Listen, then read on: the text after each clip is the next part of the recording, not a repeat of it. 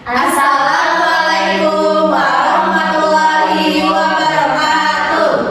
Oke teman-teman, oke kawan-kawan, galanya perkenalkan namanya Wayhana Cecilia Tita Asmara. Namanya Warul Sufian. Namanya Wan Asmanul Fadila Abidin.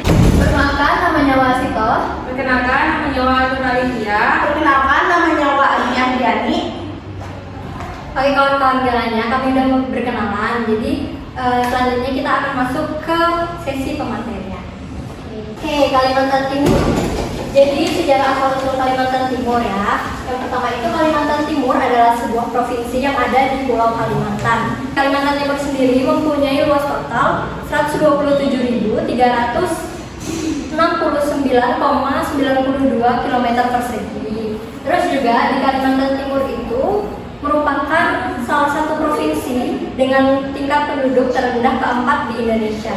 Setelahnya juga Kalimantan Timur sendiri mempunyai ibu kota yang berada di Samarinda. Oke, yang pertama, mengapa diberi nama Kutai Kartanegara? Jadi Kutai Kartanegara itu konon katanya Kartanegara merupakan nama dari Raden Singasari atau yang disebut Raden Kartanegara. Oke, jadi Kutai sendiri itu merupakan konon katanya diambil dari buku negara Kartagama yang merupakan Tanjung Kuta atau merupakan negara vasal atau negara pemerintahan, yaitu yang saat itu sedang dipimpin oleh kerajaan Majapahit. Oke, selanjutnya ada makanan khas. Yang pertama ada nasi bekepor. Nah, nasi bekepor ini tuh sudah ada sejak zaman kerajaan Kutai. Nah, makanan masyarakat kerajaan Kutai Kartanegara ini tuh sering disebut nasi lewatnya orang Kalimantan. Nah, dulu teknik memasaknya itu dengan cara diputar di atas bara api menggunakan kenceng atau kandil yang terbuat dari perunggu. Nah, teknik memutar itu yang disebut dengan bekepor. Yang kedua ada genceruan. Nah, genceruan ini tuh adalah makanan favoritnya masyarakat Kutai. Genceruan ini tuh terbuat dari ikan gabus. Genceruan ini tuh berasal dari dua kata, yaitu gence yang berarti sambal goreng khas Kutai dan ruang yang berarti ikan haluan atau ikan gabus. Yang ketiga ada sate payau. Nah, belum afdol rasanya kalau kalian jalan-jalan ke Kukar, Kalimantan dan nyobain sate payau. Nah, yang unik dari sate payau ini tuh bukan terbuat dari daging sapi ataupun daging ayam, tetapi dia menggunakan daging rusa. Nah, dipadu-padankan dengan bumbu kacang dan juga kecap yang membuat sate payau itu lebih enak. Lalu yang keempat ada amplang. Nah, amplang ini tuh adalah oleh-oleh khas Kalimantan, khususnya daerah Kukar sendiri. Nah, amplang ini tuh terbuat dari berbagai jenis ikan. Amplang ini juga cocok untuk cemilan maupun teman makan atau teman nasi. Nah, rasanya yang gurih dan juga enak. Mungkin sekian dari saya. Saya lanjutkan ke rekan saya. Selanjutnya ada tempat wisata. Yang pertama ada Museum Pulau Aman. Museum ini terletak di belakang Keraton Kutai Kartanegara. Karena tempatnya yang strategis, terkadang di depan museum ini sering dijadikan sebagai tempat upacara adat. Museum ini memiliki banyak barang peninggalan kerajaan Kutai Kartanegara yang sampai saat ini masih tersimpan dengan apik. Setiap barang yang memiliki nilai mistis yang tinggi dilarang untuk disentuh. Meskipun tidak ada aturan tertulis mengenai hal tersebut, tetapi itu merupakan peraturan adat yang tidak boleh dilanggar. Di samping museum ini juga terdapat toko yang menjual pernak-pernik dan baju adat yang ramai peminatnya. Museum ini buka dari pukul 8:30 sampai 6 sore waktu Indonesia Tengah. Dengan tiket masuk anak-anak 5.000, orang dewasa 10.000, turis internasional 15.000. Yang kedua ada Pulau Kumala. Pulau Kumala ini terletak di tengah-tengah Sungai Mahakam. Karena letaknya di tengah kota, Pulau Kumala ini sempat dijadikan sebagai center destinasi di Kutai Kartanegara. Untuk Pulau Kumala ini buka dari pukul 8 sampai 6 sore waktu Indonesia Tengah. Untuk tiket masuknya anak 5.000, dewasa 10.000. Untuk wahananya mulai dari 2.000 sampai 25.000. Wahananya tuh ada seperti jet coaster, bonbon car, kereta gantung, dan sebagainya. Di Pulau Kumala ini kita juga dapat menikmati panorama sekitar pulau yang dapat disaksikan melalui planetarium atau sky tower yang tingginya mencapai 70 meter. Di sini juga ada akuarium raksasa yang berisi ikan pesut. Yang ketiga ada Taman Kotaraja. Taman ini berada di bawah jembatan Kutai Kartanegara yang view-nya langsung menuju jembatan yang indah dan gemerlap lampu. Taman Kotaraja ini juga sering disebut BJ atau bawah jembatan. Untuk taman kota ini gratis, jadi kita cuma bayar parkir saja. Terima kasih. Halo semuanya, di sini saya akan menceritakan tentang cerita rakyat dari Kalimantan Timur. Cerita rakyat dari Kalimantan Timur mengadakan tentang ikan pesut.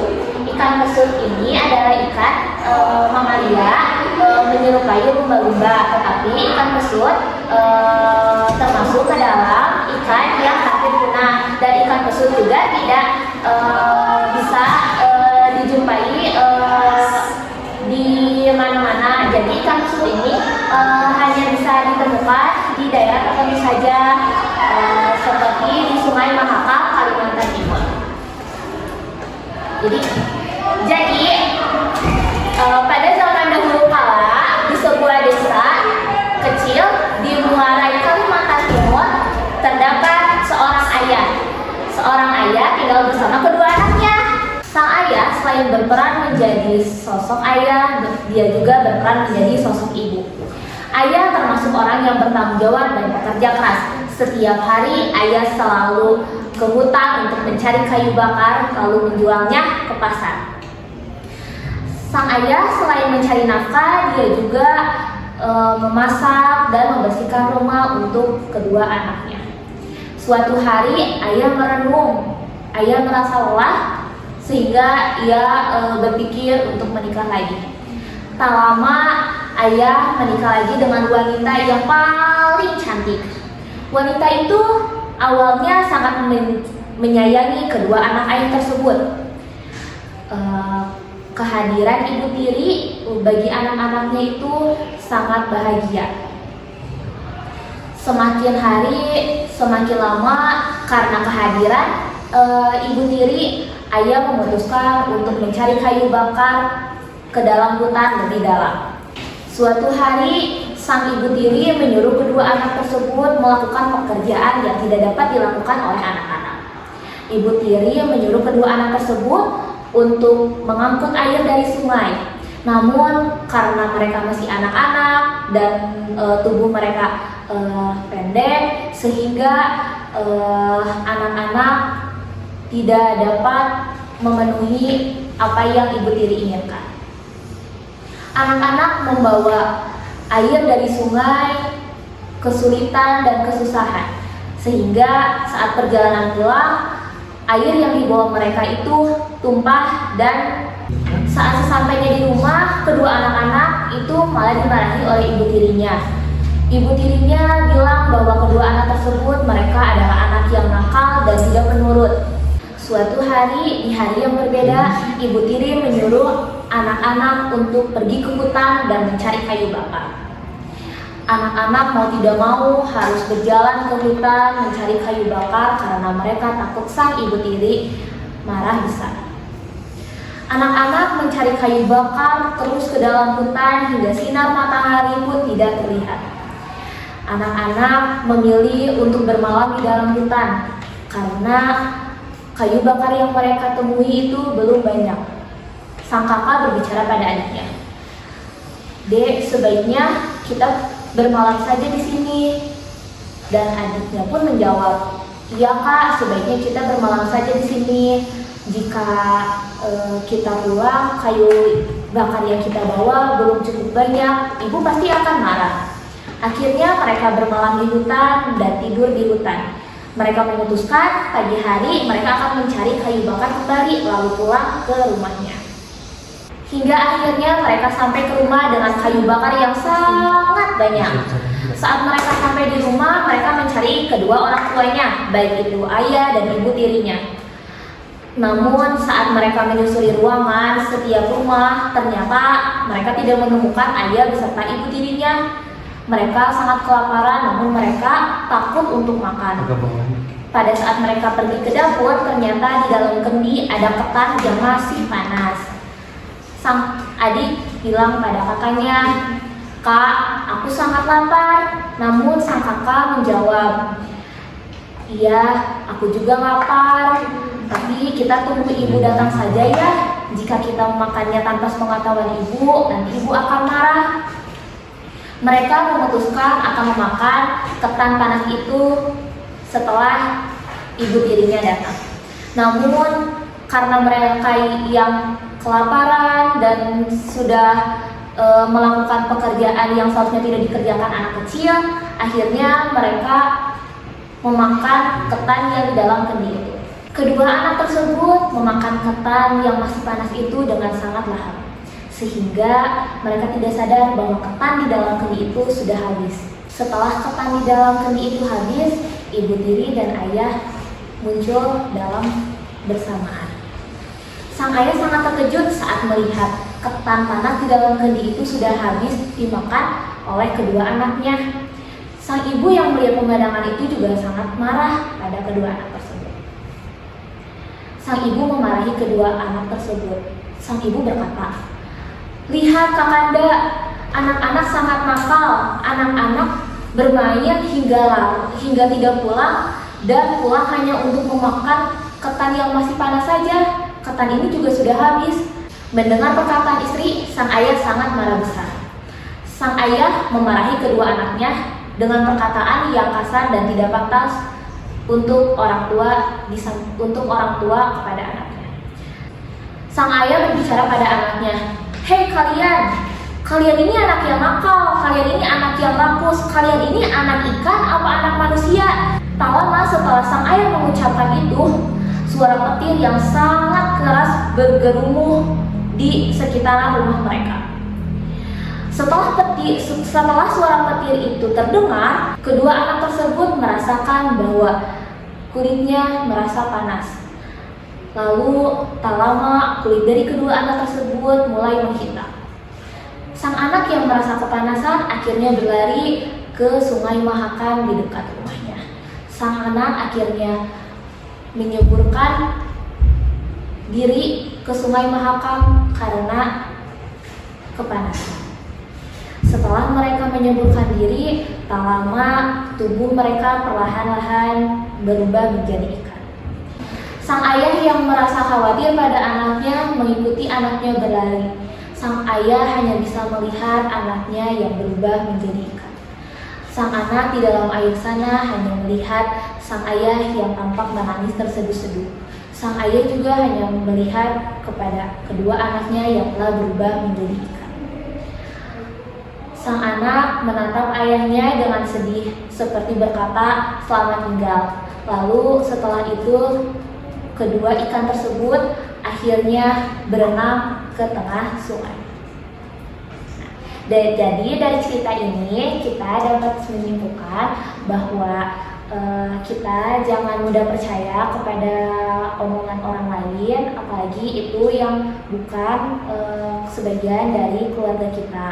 Dan juga pesannya sebagai orang tua juga sebaiknya berucap hati-hati kepada anaknya. Jadi ikan pesut ini biasa dikenal oleh masyarakat Kalimantan ini dengan sebutan ikan bawoi. Terima kasih.